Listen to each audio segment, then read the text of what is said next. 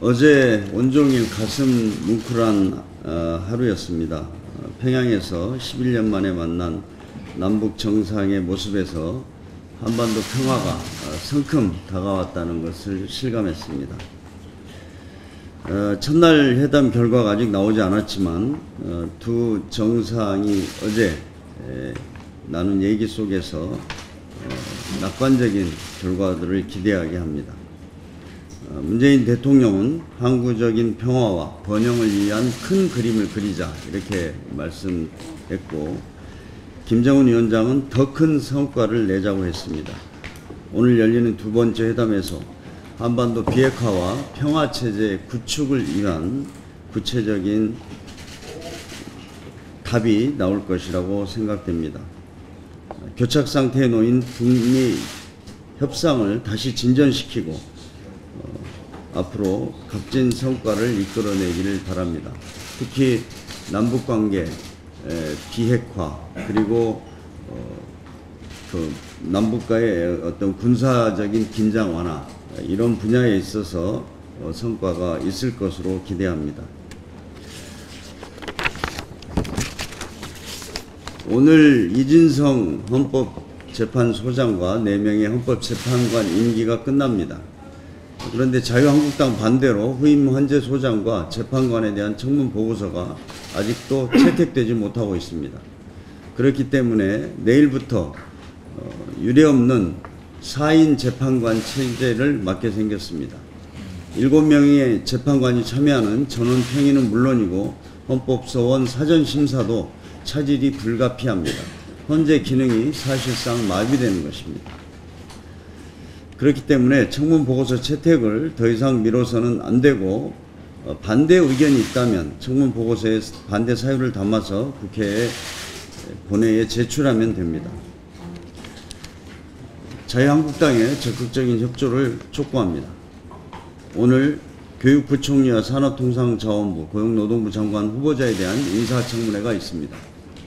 근거 없는 의혹을 제기하고 죄인 신문하듯 호통치는 구태의연한 청문회는 그만두어야 합니다. 정책과 능력을 검증하는 청문회로 만들어주기 바랍니다. 내일 민생경제 법안을 처리할 국회 본회의가 열립니다. 지난 8월 국민들께 드렸던 약속을 이번에 반드시 지켜야 합니다. 상가임대차 보호법과 규제혁신 법안을 이번에 통과시켜 민생의 온기를 돌게 만들고 경제의 활기를 불어넣어야 합니다. 특히 인터넷 전문은행 특례법은 은산분리 원칙이 훼손되지 않고 재벌의 사금고가 될 우려가 없도록 3중 4중의 안정장치를 마련했다는 것을 다시 한번 말씀드립니다. 재벌은행이 등장하거나 재벌의 사금고가 될 가능성은 0%입니다. 대주주 자격 요건부터 기존 은행법보다 훨씬 강도 높게 규정했습니다.